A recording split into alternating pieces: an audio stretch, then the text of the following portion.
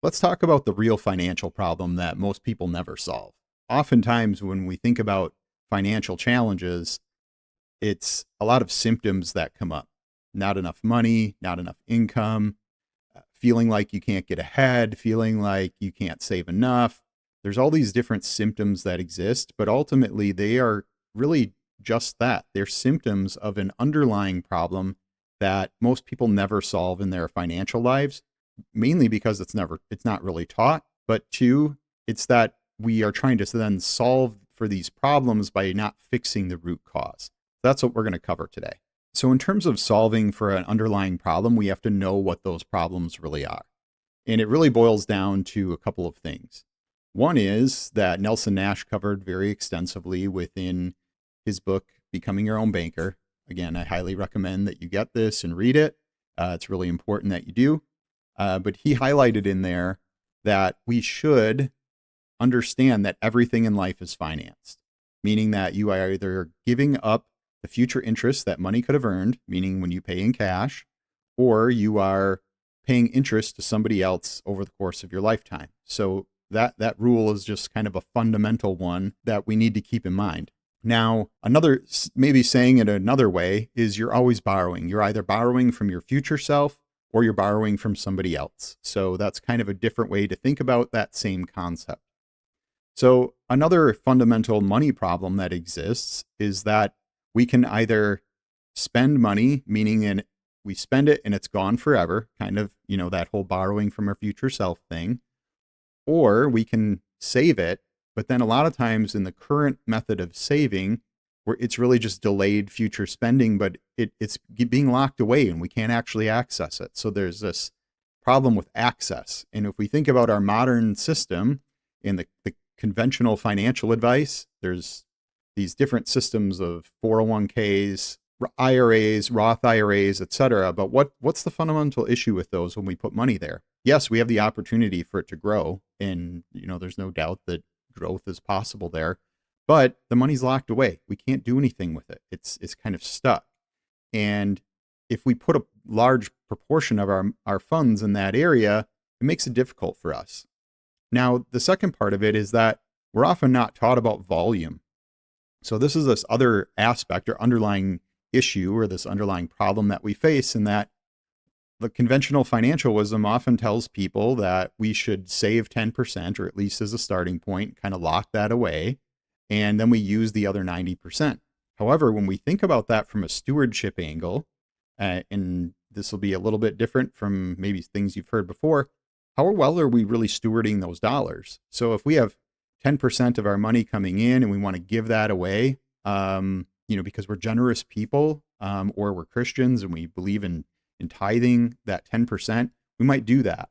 And then that money is gone. We pass that on because we know it's going to something better in a different place.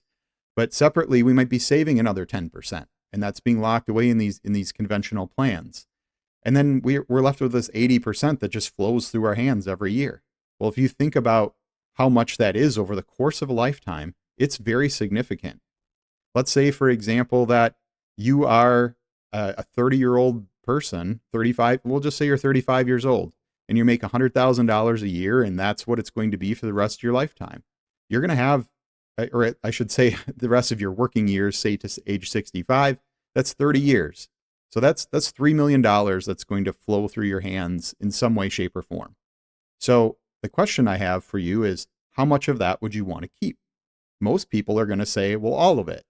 Well, yeah, I agree. I would want to keep all of that too. The problem is in the conventional system, at the end of it all, at the end of 30 years, the amount that you've actually saved in terms of that core amount is only about $300,000. And you've had the remainder all flow through your hands. So what the infinite banking concept is about creating this foundational system for your money in which you can flow in and create capital, meaning that you start to have a system of capital formation. So what you would do is flow some of the money that's already flowing through your hands, change where it goes to first in a system you own and control, and create a larger volume of money that's growing for you over the course of your lifetime. And then you can still go do all those investments. So you can still save the 10%, so to speak, that you were before. Just you're redirecting where money flows first in a way that benefits you, your loved ones, and your future generations in a more effective manner. In addition to that, not only is it flowing into a place where it's going to always grow and have uninterrupted compounding, but you're going to have liquidity access. You're going to be able to use those funds all while it continues to grow. And that's a major differentiator. That is a big difference in what the infinite banking concept offers, in that because you're changing and taking care of that banking process with a larger volume of your money, you are now able to, in that instance, be able to use the money even though it's still there. So you're able to have some liquidity access and put it to use, all while you're continuing to grow this capital system. And it's getting more efficient each and every day by design, by the way of the contract. The great part about this is it's solving a couple of functions. One is control. You are in control by contract. You have contractual rights in this system and how it works and how it operates. Dividend paying whole life insurance contracts are just that. They are contracts in which you have contractual rights to the money that goes into those contracts as premium, and you get access to utilize those funds the way that you see fit through access to cash value, etc. Now, beyond just that, beyond the control, you also have the ability to recoup opportunity cost.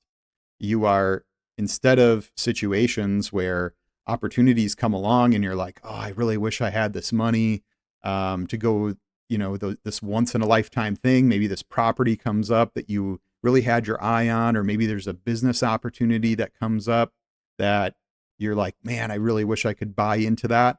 Well, if you're properly capitalizing a system like we do with the infinite banking concept, it gives you that capital access. Chances are you're going to have capital to be able to deploy to go do those things. Now, it doesn't happen overnight. It does take time and it takes effort. However, it's what it provides for you in the long run that is fundamentally life-changing. And that's really what we focus on within the infinite banking concept. It's structuring a capital formation system that allows you to go invest. It allows you to go buy other income-producing assets over time. And more importantly, it's allowing you to profit from that banking process that's flowing through your hands and just flowing away from you today. Even if you just imagine what it would be like if you could retain even 30% of the income that flows through your hands over the course of a lifetime. What would that do for you? What would that feel like? What if it was 50%? What if it was more? Like, those are the things to think about in these particular situations. Again, really, this comes down to forging that core financial foundation for your life.